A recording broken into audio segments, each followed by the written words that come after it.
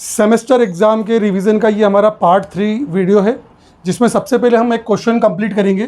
Question ये बनता है कि what is pointer, explain ampersand and star operator. तो यहाँ पर पॉइंटर की पहले डेफिनेशन समझेंगे अपन। Pointer is a variable. Pointer एक तरह का वेरिएबल है, इसका मतलब वो मेमोरी में एक लॉजिकल लोकेशन है। तो वेरिएबल का मीनिंग ये होता है मेमोरी में एक लॉजिकल लोकेशन जो कि वैल्यू को स्टोर करता है। तो pointer is a variable which holds address of another similar type of simple variable, जो कि क्या करेगा, हमारे किसी दूसरे सिंपल वेरिएबल का एड्रेस स्टोर करेगा। यहाँ पर हम आगे लिखेंगे two types of pointer operator. Pointer के दो ऑपरेटर होते हैं। नंबर 1 एम्परसेंट होता है, एड्रेस ऑफ ऑपरेटर बोलते हैं जिसे। नंबर 2 होता है स्टार, जिसको बोला जाता है वैल्यू एट एड्रेस।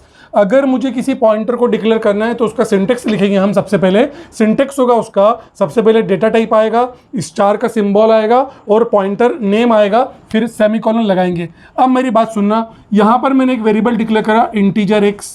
ये इंटीजर टाइप का एक वेरिएबल है। चूंकि ये इंटीजर टाइप का वेरिएबल है इसलिए ये मेमोरी में 4 बाइट कवर करेगा। और क्या स्टोर करेगा, ये एक इंटीजर टाइप की वैल्यू। इसका नाम क्या होगा, एक्स होगा। चूंकि ये मेमोरी में एक वेरिएबल है तो ये एक वैल्यू स्टोर करेगा, तो इसका एक एड्रेस भी होगा। तो यहाँ पर अपन सपोज कर लेते हैं उसका एड्रेस है 4040। ये एड्रेस कहाँ से आएगा, ये एड्रेस हमें मशीन प्रोवाइड करेगी और ये एड्रेस किसका होगा, रैंडम एक्सेस मेमोरी का होगा जहाँ पर ये वेरिएबल डिक्लेयर हुआ। अब pointer is a variable which holds address of another similar type of simple variable. तब मैंने यहाँ पर क्या करा, डेटा टाइप के मुताबिक मैं एक पॉइंटर वेरिएबल डिक्लेयर करता हूँ और मैं यहाँ पर लिखता हूँ इंटीजर सितारा पी। मतलब मैं स्टार को क्या बोलूँगा, सिंपल लैंग्वेज में सितारा। हाँ, इंटीजर सितारा पी, इसका मतलब मैंने एक पॉइंटर वेरिएबल डिक्लेयर करा। जैसे ही मैं पॉइंटर वेरिएबल डिक्लेयर करूँगा मेमोरी में एक ब्लॉक बनेगा। ये ब्लॉक बनेगा 8 बाइट का। क्यों, क्योंकि कोई भी पॉइंटर वेरिएबल जो कि एड्रेस स्टोर करता है मेमोरी में 8 बाइट कवर करता है। इसका नाम क्या होगा, पी होगा। और ये क्या करेगा, स्टोर है ना, विच होल्ड्स, क्या लिखा मैंने, विच holds address of another similar type of simple variable. तो सिंपल वेरिएबल का एड्रेस यहाँ पर क्या आ जाएगा, 4040। चूंकि ये पॉइंटर भी खुद एक अपने आप में एक वेरिएबल है तो इसका भी कुछ ना कुछ एड्रेस होगा। तो मान लेते हैं अपन सपोज 8080। लेकिन ये मेमोरी ब्लॉक कितने बाइट पर कवर कर रहा है, 8 बाइट कवर कर रहा है। और ये मेमोरी ब्लॉक मेमोरी में 4 बाइट कवर कर रहा है। तो point is a variable which holds address of another similar type of simple variable। इसका मतलब अगर मैं P के पास जाऊंगा तो मुझे 4040 क्या मिला, मुझे X का एड्रेस मिला। तो मैं X को पॉइंट कर सकता हूं। मुझे अगर किसी बंदे से पूछा कि फलाना कहाँ है तो मैं बोल सकता हूं कि वो रहा फलाना। तो ये जो मेरा इस तरह से बोलना हुआ, सामने वाले को पॉइंट करना हुआ। तो चूंकि मैं पॉइंटर के पास गया तो P के पास जैसे ही मैं पहुंचा तो मुझे उसे X का एड्रेस मिला और X का एड्रेस मिलने के कारण P को क्या कहा गया, पॉइंटर। इसका मतलब क्या होगा, आगे हम प्रोग्राम बनाकर समझेंगे। इसका मतलब ये होगा कि x की वैल्यू और x का एड्रेस मैं किसके थ्रू डिस्प्ले कर सकता हूं, p के थ्रू, क्योंकि p कौन है, पॉइंटर है जो कि x को पॉइंट कर रहा है। तो सिंपल सी लैंग्वेज में पॉइंटर एक वेरिएबल है जो कि अपने ही समान किसी दूसरे वेरिएबल का एड्रेस स्टोर करता है। अब एग्जाम में क्वेश्चन बनता है तो सबसे पहले अपन को डेफिनेशन लिखना है। डेफिनेशन के बाद अपन को बताना है कि पॉइंटर के 2 ऑपरेटर होते हैं, एड्रेस ऑफ और वैल्यू एट एड्रेस। अभी अपन आगे इसको समझेंगे। इसके बाद इसका सिंटेक्स आएगा, सिंटेक्स के बाद डेटा टाइप आएगा, डेटा टाइप के बाद अपन को 2 वेरिएबल डिक्लेयर करना है, एक इंटीजर एक्स, दूसरा इंटीजर स्टार पी, और दोनों का मेमोरी ब्लॉक बनाना है। और इस तरह से मुझे उसको एरो से पॉइंट करते हुए दिखाना है पॉइंटर को। चलिए पॉइंटर को अपन एग्जाम्पल के तौर पर समझते हैं। मैंने 2 वेरिएबल डिक्लेयर करे, इंटीजर एक्स और स्टार पी। अगर मैं x डिक्लेयर करता हूं तो मेमोरी में 4 बाइट का ब्लॉक बनेगा। इसका एड्रेस अपन मान ले 4040। ये x ने कितने बाइट कवर करी, 4 बाइट कवर करी। वो 4 बाइट कौन कौन सी होगी, पहली बाइट का एड्रेस होगा 4040, अगले का 4041, अगला 4042, अगला 4043। जब वेरिएबल नहीं था तो वहाँ पर 4 बाइट थी, अब वेरिएबल ने 4 बाइट कवर करी तो उसके 4 एड्रेस हुए, 4041, 42, 43। तो पहले वाला जो एड्रेस होगा उसको हम बेस एड्रेस बोलेंगे। तो यहाँ पर 4040 क्या चीज़ है, x का बेस एड्रेस। दूसरा स्टार पे लिखा मैंने, तो इसी तरह से इसने 8 बाइट मेमोरी में कवर करी। इस मेमोरी ब्लॉक को मैं आइडेंटिफायर किस नाम से पहचानूंगा, मैं पी नाम से पहचानूंगा, जो कि एक पॉइंटर है। सबसे पहले अपन यूज़र से एक वैल्यू ले लेते हैं एक्स की। तो यूज़र ने एक्स की वैल्यू दी तो वो कहाँ पर गई, वो एक्स के एड्रेस पर वैल्यू 25 आई। अब मैंने यहाँ पर एक कोड लिखा, P is equal to ampersand of X. Ampersand का मीनिंग क्या चीज़, एड्रेस ऑफ ऑपरेटर। तो यहाँ पर क्या लिखा मैंने, पी को क्या दे दो, x का एड्रेस ऑफ x। तो यहाँ पर क्या स्टोर हो जाएगा, 4040। जैसे ही मैं 4040 दूंगा तो ये पॉइंटर P जो है वो x को पॉइंट करेगा। अब जब पॉइंटर P x को पॉइंट करेगा तो मैं x के सारे काम, x की वैल्यू भी और x का एड्रेस भी P की मदद से मैं डिस्प्ले कर सकता हूं। तो मैंने यहां पर क्या लिखा, address of x is percentile u। चूंकि एड्रेस जो होता है वो कभी भी नेगेटिव नहीं होता है, एड्रेस मेमोरी में जो भी होगा वो पूरा पॉजिटिव होगा। तो पॉजिटिव के लिए हम फॉर्मेट स्पेसिफायर यूज करते हैं, परसेंटाइल डी की जगह पर परसेंटाइल यू इस्तेमाल करते हैं हम। अब जैसे ही मैंने लिखा address of x is percentile you, मैंने पी लिखा तो पी की जगह पर क्या प्रिंट हो जाएगा, 4040, और पी की वैल्यू जो है वो 4040 है जो कि एक्स का एड्रेस है। तो मेरा स्टेटमेंट पूरा कंप्लीट होगा, एड्रेस ऑफ एक्स इज 4040। इसका मतलब ये हुआ कि अगर मैं कहीं पर भी एक्स लिखूंगा तो उसका मतलब 25 होगा, P लिखूंगा तो मतलब 4040 होगा। अगर मैं एड्रेस ऑफ X लिखूंगा तो 4040 होगा, अगर मैं एड्रेस ऑफ P लिखूंगा तो 8080 होगा। तो मैंने यहां पर सिर्फ P लिखा, इसका मतलब P की वैल्यू, और P की वैल्यू क्या चीज है, X का एड्रेस है। आगे बात करते हैं अपन, यहां पर मैंने लिखा वैल्यू ऑफ X इज, चूंकि मैं x की वैल्यू डिस्प्ले करवा रहा हूं, किसकी मदद से, पॉइंटर की मदद से मैं डिस्प्ले करवाऊंगा, लेकिन वो x की वैल्यू, चूंकि मेरा x वेरिएबल इंटीजर टाइप का है तो x की वैल्यू भी इंटीजर होगी। तो इंटीजर के लिए फॉर्मेट हमेशा परसेंटाइल डी आता है। अब मेरे पास एक ऑपरेटर है जिस ऑपरेटर का नाम है value eight address. Value eight address जो कि कौन है, मेरा स्टार है। तो अगर मैं लिखता हूं स्टार p, तो अगर मैं इसको हाथ लगाता हूं तो p का मतलब खाली क्या हुआ, 4040, स्टार का मतलब हुआ वैल्यू एट एड्रेस, मतलब पर रखी हुई वैल्यू। P का मतलब क्या हुआ, एड्रेस ऑफ, यहाँ पर एक स्टार का मतलब क्या हुआ, पर रखी हुई वैल्यू। अब अगर मैं दोनों को साथ में पढ़ूंगा तो क्या समझ में आएगा, P मतलब क्या चीज़, 4040, स्टार मतलब उस पर रखी हुई वैल्यू। तो 4040 ये है, तो 4040 पर रखी हुई वैल्यू कौन है, 25 है। तो यहाँ पर मेरे प्रोग्राम का आउटपुट क्या आएगा, value of x is pointer P, Sitara P, तो मेरी वैल्यू डिस्प्ले हो जाएगी 25। तो पॉइंटर पर क्वेश्चन आता है तो थ्योरी लिखना है, थ्योरी के बाद उसका टाइप्स ऑफ ऑपरेटर बताना है, सिंटेक्स बताना है, मेमोरी ब्लॉक बनाना है। एग्जांपल के तौर पर हम ये प्रोग्राम बनाना है। जब ये आप प्रोग्राम बनाओगे तो साइड में ये मेमोरी ब्लॉक बनाना जरूरी है, चेक करने वाले के दिमाग पर चोट पड़ेगी और आपको फुल में से फुल मार्क्स मिलेगी। इस वीडियो का अगला क्वेश्चन बनता है कि एक्सप्लेन पॉइंटर अरिथमेटिक, मतलब हम अरिथमेटिक ऑपरेशन भी पॉइंटर पर परफॉर्म कर सकते हैं। वो अरिथमेटिक ऑपरेशन कौन कौन से हो सकते हैं, प्लस प्लस हो सकता है, इंक्रीमेंट ऑपरेटर, माइनस माइनस हो सकता है, डिक्रीमेंट ऑपरेटर, और सिर्फ प्लस ऑपरेटर हो सकता है, प्लस ऑपरेटर हो सकता है जो कि अरिथमेटिक सम होता है। तो यहाँ पर अपन ने लिखा we can also perform arithmetic on pointers, we perform plus plus comma minus minus and plus arithmetic operations on pointer. तो अगर क्वेश्चन ये आता है हमारे को तो हमको इतनी थ्योरी लिखना पड़ेगी। साइड में इस थ्योरी के बाद साइड में अपन फॉर एग्जांपल करके एक प्रोग्राम बनाएंगे और प्रोग्राम करने के बाद आपको ये साइड में मेमोरी ब्लॉक बनाना पड़ेगा। तो हम 3 अरिथमेटिक ऑपरेशन परफॉर्म कर सकते हैं, जिसमें अभी हम 2 को परफॉर्म करके देख रहे हैं। एग्जाम्पल के तौर पर integer x is equal to 25 लिखा तो रैंडम एक्सेस मेमोरी में एक x नाम का वेरिएबल बना। कितनी बाइट पर बना, ये 4 बाइट पर ये मेमोरी ब्लॉक बना और उसका बेस एड्रेस कितना आया, 4040। चूंकि इसने 4 बाइट कवर करी तो वो 4 बाइट कौन कौन सी थी, 4040, 4041, 4042 और 4043। जब x नहीं था तो यहाँ पर 4 बाइट थी, अब x आ गया तो x का सिंगल मेमोरी ब्लॉक आया तो उसका जो पहला एड्रेस होगा वो उसका बेस एड्रेस कहलाता है। तो यहाँ पर मेमोरी में एक ब्लॉक बना और 4040 उसका क्या हुआ, एक बेस एड्रेस हुआ। अब मैंने यहाँ पर एक पॉइंटर p नाम से एक पॉइंटर वेरिएबल डिक्लेयर करा, तो ये p नाम से एक पॉइंटर वेरिएबल डिक्लेयर हुआ। मैंने लिखा p is equal to m% of x, तो p ने क्या होल्ड करा, ये कितना बाइट का बना, 8 बाइट का बना, मालूम है भी आपको। तो यहाँ पर उसने एड्रेस का स्टोर करा 4040, इसका मतलब p ने किसको पॉइंट करा, x को पॉइंट करा। अब मैं यहाँ पर क्या लिखता हूँ, p की वैल्यू क्या हो गई 4040, और अगर मैं x की वैल्यू की बात करूँगा वो 25 रहेगी। अब मैं यहाँ पर अगर लिखता हूँ p is equal to m% of x, तो p के पास x का एड्रेस आ गया। अब मैं प्रिंट करता हूँ कि वैल्यू ऑफ p, तो भैया p की वैल्यू मुझे डिस्प्ले करना है। p तो कौन है, पॉइंटर है। पॉइंटर किस टाइप की वैल्यू होल्ड करता है, एड्रेस होल्ड करता है, और एड्रेस के लिए फॉर्मेट स्पेसिफायर क्या आता है, परसेंटाइल यू आता है। तो p के पास एड्रेस क्या है, 4040।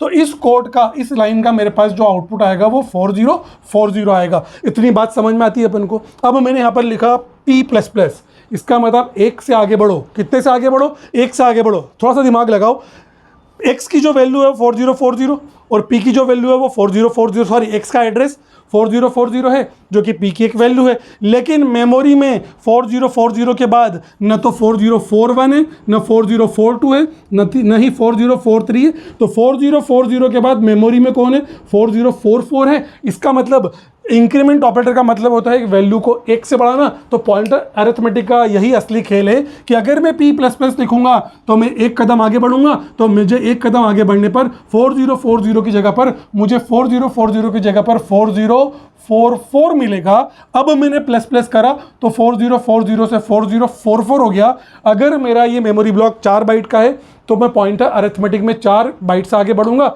अगर मेमोरी ब्लॉक 8 बाइट का होगा तो मैं 8 बाइट से आगे बढ़ूंगा। अगर मैं कैरेक्टर की बात करूंगा तो मैं केवल 1 बाइट से आगे बढ़ूंगा। तो यहाँ पर मैं 4 बाइट से आगे क्यों बढ़ा? क्योंकि ये जो मेरा मेमोरी ब्लॉक था ये 4 बाइट का था। अब जब मैं डिस्प्ले करूंगा पी की वैल्यू, तो पी की वैल्यू क्या डिस्प्ले होगी? 4044। अब मैं यहाँ पर लिखता हूँ पी माइनस माइनस, पी कौन है? पॉइंटर है। अभी पॉइंटर किसको पॉइंट कर रहा है? 4040 को पॉइंट कर रहा है। अब मुझे माइनस माइनस करना है तो मैं पीछे जैसे आऊँगा तो 4040 के पहले 4040 तो 3 है ही नहीं, तो 4044 के पहले जब मैं माइनस माइनस करूँगा तो एक कदम पीछे आऊँगा, तो एक कदम पीछे आने पर मुझे 4040 मिलेगा। इसका मतलब पी की अगेन वैल्यू क्या हो जाएगी? 4040, और पी अगेन इस मेमोरी ब्लॉक को पॉइंट करेगा और यहाँ पर ये वाला जो कोड डिस्प्ले करेगा कि मुझे पी की वैल्यू डिस्प्ले करना है, तो पी की वैल्यू अगेन क्या डिस्प्ले हो जाएगी? 4040। तो पॉइंटर अरिथमेटिक को समझना हमें, तो हमें वेरिएबल का नेचर समझना पड़ेगा। अगर वेरिएबल मेरा 4 बाइट का होगा तो प्लस प्लस करने पर हम 4 बाइट से आगे बढ़ेंगे, माइनस माइनस करने पर हम 4 बाइट से पीछे जाएंगे। सेम चीज़ अगर मेरा कोई कोई भी सिंपल वेरिएबल मेरा अगर 1 बाइट का होगा तो हमारा प्लस प्लस और माइनस माइनस नॉर्मल बिहेव करेगा। क्यों? क्योंकि मेमोरी ब्लॉक 1 ही बाइट का है तो अगला बाइट हमें मिल जाएगा। उम्मीद करता हूँ ये बात पूरी समझ में आ गई होगी। तो थ्योरी में पहले ये लिखना है, ये डायग्राम बना देंगे, बहुत बढ़िया हो जाएगा, साथ में प्रोग्राम आ जाएगा। प्रोग्राम के बाद में डायग्राम बनाना या प्रोग्राम के पहले डायग्राम बना लोगे तो कोई हर्ज नहीं है। इस वीडियो में अगला क्वेश्चन एग्जाम में आ सकता है कि what do mean by function, या explain functions of C language. तो बहुत ही सिंपल चीज़ है, ये कोई दिक्कत वाली बात नहीं है। फंक्शन का सिंपल सा मतलब होता है प्रोग्राम के अंदर एक दूसरा प्रोग्राम बनाना, और वो प्रोग्राम अपन जब चाहें जब इस्तेमाल कर सकते हैं। तो फंक्शन की सबसे पहले डेफिनेशन आएगी, function is a block of statement which perform a particular task. Function क्या चीज़ है? एक ब्लॉक ऑफ स्टेटमेंट है। ब्लॉक ऑफ स्टेटमेंट का मतलब होता है कर्ली ब्रैकेट ओपन होगा, कुछ टास्क लिखूंगा मैं और कर्ली ब्रैकेट क्लोज होगा, is known as block of statement.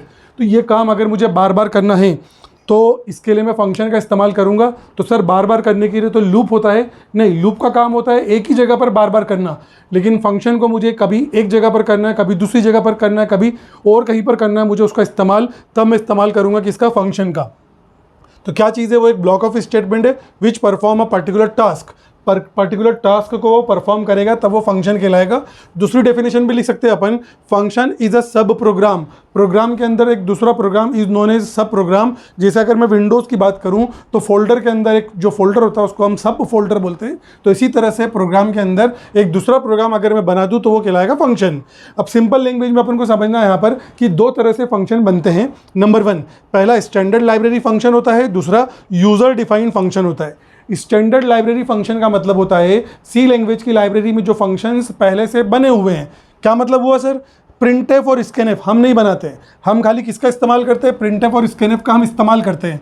तो जब हम प्रिंटफ और स्कैनफ का हम डायरेक्ट इस्तेमाल करते हैं, इसका मतलब हम उसे यूज़ कर रहे हैं, हम उसे कॉल कर रहे हैं सिर्फ। तो हमने नहीं बनाया, ऑलरेडी पहले से बनाया है। तो जो चीज़ पहले से बनी बनाई होती है उसे कहते हैं standard library functions which are already defined in library of C language भी लिख सकते हैं यहाँ पर अपन, ऑफ सी लैंग्वेज, है ना, ऑफ सी लैंग्वेज। उसके बाद फॉर एग्जांपल अपन ने प्रिंटफ और स्कैनफ बता दिया।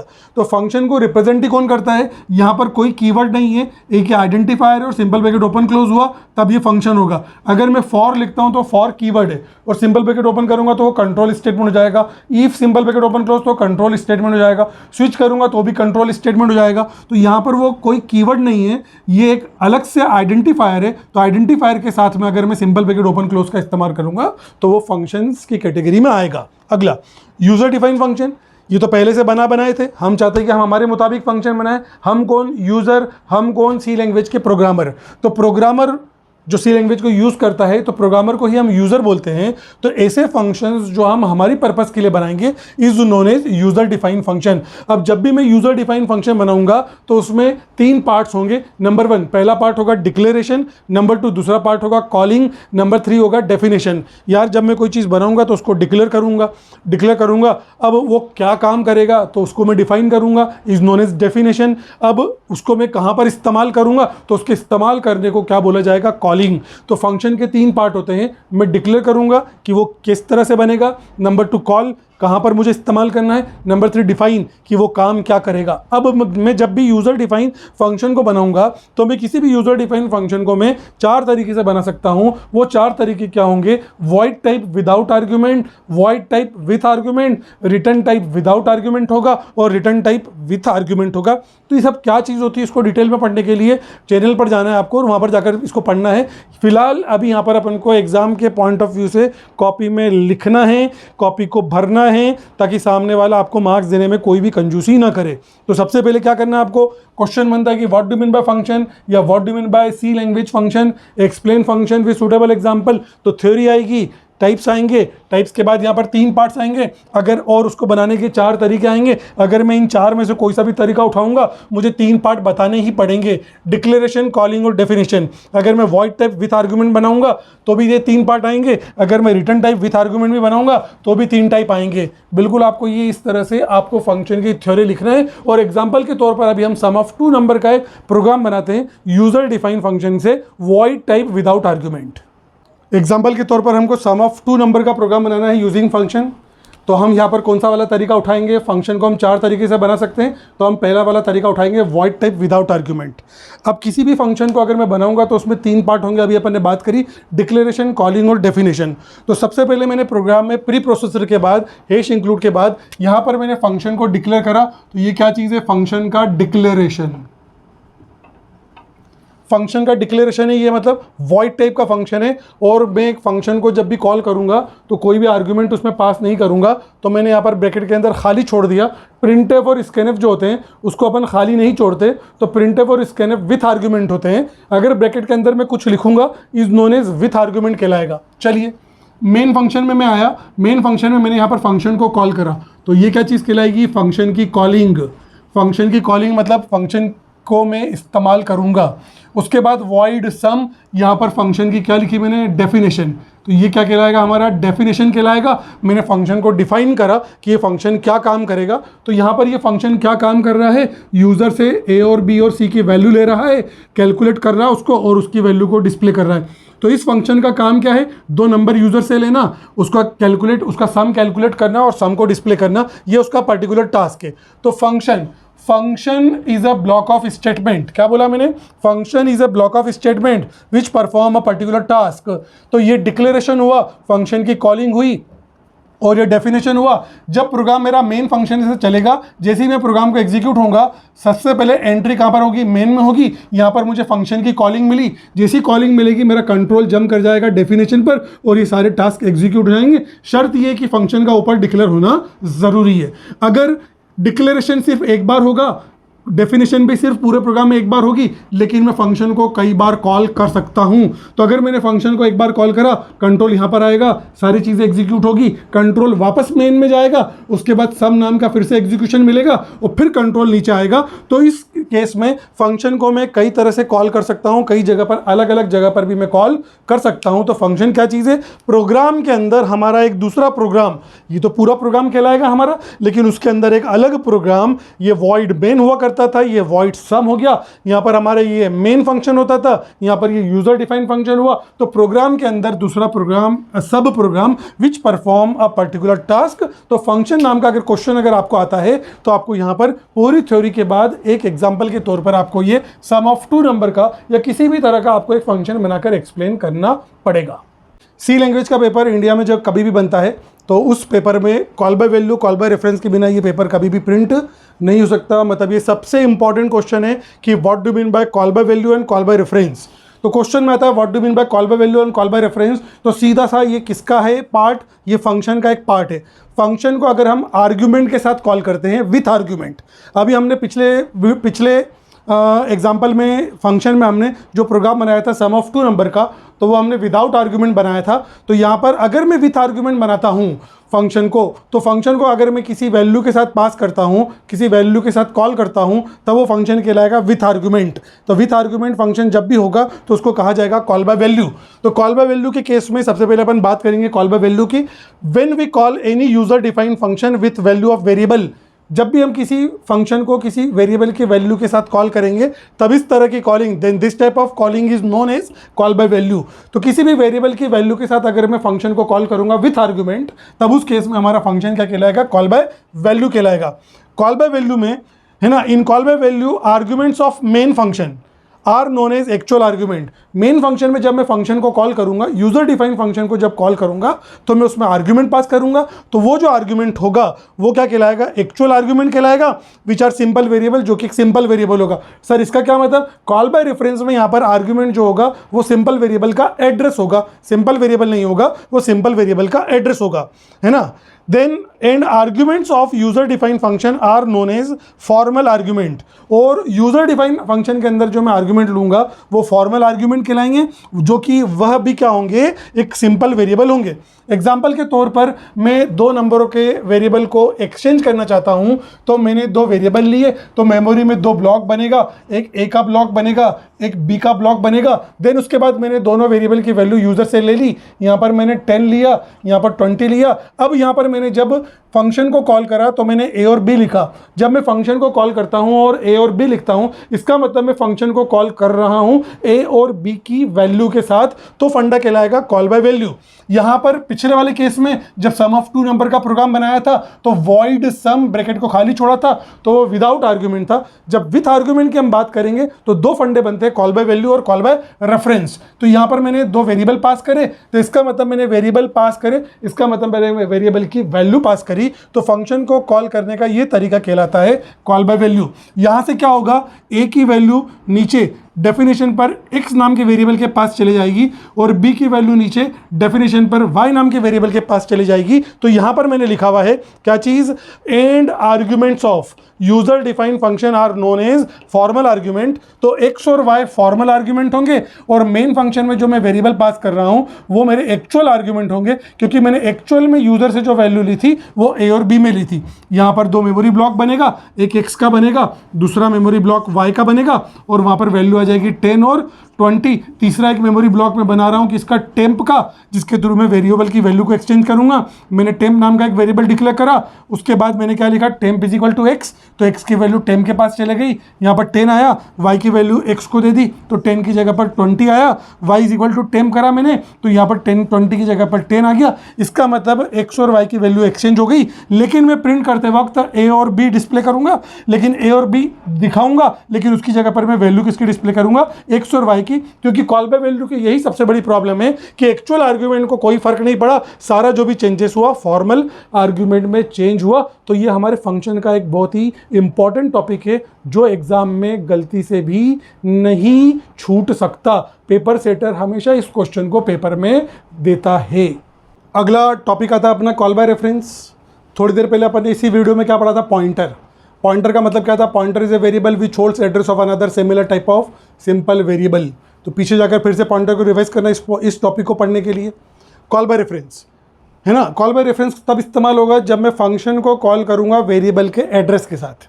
कॉल बाय वैल्यू में मैंने क्या करा, फंक्शन को कॉल करा वेरिएबल की वैल्यू के साथ। तो जब मैं फंक्शन को कॉल करूंगा वेरिएबल के एड्रेस के साथ, तब मैं क्या बोलूंगा, कॉल बाय वैल्यू बोलूंगा, सॉरी कॉल बाय एड्रेस बोलूंगा। तो when we call any user defined function with address of variable, किसी भी फंक्शन को अगर मैं एड्रेस ऑफ वेरिएबल के एड्रेस के साथ कॉल करता हूं, then this type of calling is known as call by reference. Simple सटिक थ्योरी, इधर उधर भागने की कोई ज़रूरत नहीं है, कोई चैट जीपीटी, कोई जेमिनी कुछ करने की ज़रूरत नहीं है।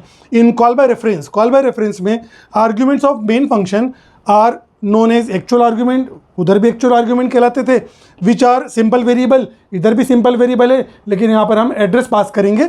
And arguments of user defined function are known as formal arguments which are pointer variable. उधर वो पॉइंटर वेरिएबल नहीं थे, उधर वो सिंपल वेरिएबल थे।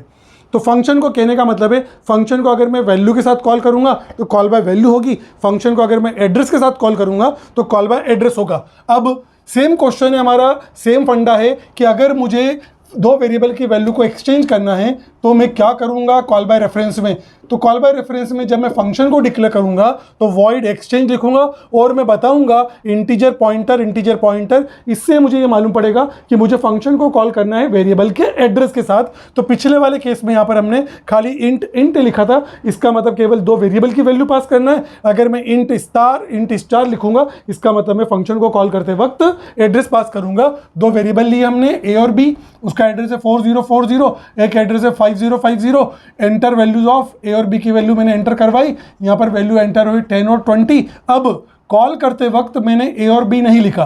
अगर मैं ए और बी लिखूंगा इसका मतलब क्या होगा कि मैं फंक्शन को कॉल कर रहा हूं वेरिएबल की वैल्यू के साथ, जबकि मैं यहां पर फंक्शन को कॉल कर रहा हूं एम्परसेंट। फिर मैंने बोला कि पीछे पॉइंटर को देख कर आना, वहां पर दो ऑपरेटर पढ़े थे अपन ने, एक कौन स्टार, एक कौन एम्परसेंट का मतलब था एड्रेस ऑफ। तो मैं यहां पर किसको पास कर रहा हूं, ए का address of a, address of b. तब इस तरह की कॉलिंग को क्या बोलेंगे हम, call by reference. Call by reference के केस में जैसे ही मैं फंक्शन को कॉल करूंगा मेरा कंट्रोल सीधे जंप करेगा, तो ए का एड्रेस आ जाएगा एक्स के पास। एक्स और वाई किस टाइप के वेरिएबल है, पॉइंटर वेरिएबल। तो क्या चीज है ना, and arguments of user defined functions are known as formal argument which are pointer variable. तो एक्स और वाई क्या चीज है, पॉइंटर वेरिएबल है। तो एक्स की वैल्यू क्या होगी 4040, एक्स का खुद का भी कोई एड्रेस होगा, उससे हमको कोई लेना देना नहीं। एक्स किसको पॉइंट कर रहा है, ए को पॉइंट कर रहा है। वाई के पास किसका एड्रेस आ गया, वाई के पास सीधे बी का एड्रेस आ गया। इसका मतलब वाई किसको पॉइंट कर रहा है, बी को पॉइंट कर रहा है। बिल्कुल बात समझ में आती है। अब चूंकि अपन ने वैल्यू एट एड्रेस पढ़ा हुआ है, एक्स पर रखी हुई वैल्यू टेम को दे दो, एक्स कौन 4040, उस पर रखी वैल्यू टेम को दे दो, तो मैंने 10 जो टेम को दे दिया। अगला वाई पर जो रखी वैल्यू वो एक्स पर रख दो, तो वाई कौन है 5050 पर जो वैल्यू रखी हुई है वो एक्स पर रख दो, क्योंकि स्टार का मीनिंग क्या होता है, पर रखना, वैल्यू 8। तो इसकी वैल्यू यहाँ पर आ गई, ये हो गया 20। उसके बाद टेम की वैल्यू कहाँ पर रख दो, स्टार वाई मतलब वाई पर रख दो, वाई 5050 है तो वाई पर रख दूंगा मैं, तो यहाँ पर 10 हो गया। तो अगर मैं कॉल बाय रेफरेंस यूज करता हूँ, मतलब फंक्शन को एड्रेस के साथ कॉल करता हूँ, तो ध्यान देने वाली सबसे बड़ी बात है कि एक्चुअल आर्ग्यूमेंट में चेंजेस आएंगे, कॉल बाय वैल्यू में एक्चुअल आर्ग्यूमेंट में कोई भी चेंजेस नहीं आते हैं। उम्मीद करता हूं मुझे आपको पूरा क्वेश्चन समझ में आ गया होगा। और उसके बाद यहाँ पर अपन after exchange A is percentile D है और बी इज परसेंटाइल डी, यहाँ पर दिखाऊंगा भी मैं ए और बी को ही मैं डिस्प्ले करूंगा। तो ए और बी की वैल्यू 20 और 10 डिस्प्ले हो जाएगी। अब अगर एग्जाम में क्वेश्चन आता है कि डिफरेंशिएट करो, तो डिफरेंशिएट करने के पहले एक तरफ कॉल बाय वैल्यू आएगा, एक तरफ कॉल बाय रेफरेंस आएगा। कॉल बाय वैल्यू की पूरी डेफिनेशन लिख मारना, कॉल बाय रेफरेंस का पूरा डेफिनेशन लिख मारना। उसके बाद दोनों तरफ प्रोग्राम बना देना, कोई दिक्कत नहीं है। और ये सारे डायग्राम जरूर बना के आना, अगर ये डायग्राम नहीं बनाओगे तो मजा नहीं आएगा, मार्क्स में कटौती हो जाएगी। अगर आपने डायग्राम बना दिया तो सामने वाले के दिमाग पर चोट पड़ेगी। हमको सामने वाले के दिमाग के साथ खेलना है। उम्मीद करता हूं ये वाला टॉपिक आपको पूरा अच्छे से समझ में आ गया होगा।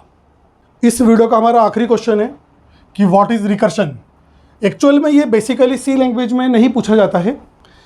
इसका जो मेन फंडा है वो डेटा स्ट्रक्चर्स एंड एल्गोरिथम में होता है, लेकिन कभी कभी चूंकि सिलेबस में होता है तो एग्जाम में बाय चांस पूछा जा सकता है। तो यहाँ पर जो रिकर्शन है वो एक्चुअल में फंक्शन का ही फंडा है, फंक्शन का ही एक टाइप है। तो उसको अपन समझते हैं। सम ऑफ 2 नंबर का प्रोग्राम अभी अपन ने थोड़ी देर पहले बनाया था जब अपन ने फंक्शन पढ़ा था, वॉइड टाइप विदाउट आर्ग्यूमेंट।